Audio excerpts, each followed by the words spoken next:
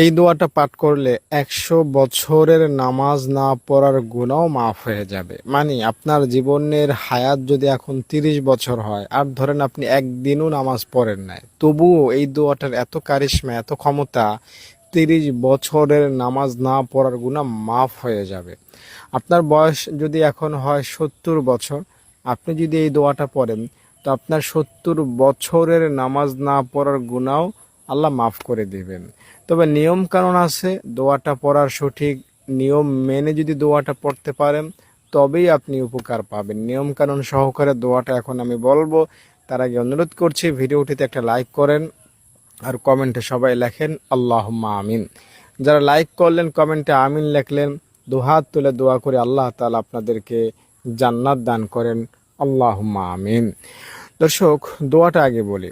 সুবহানাল্লাহি ওয়া বিহামদিহি, সুবহানাল্লাহ।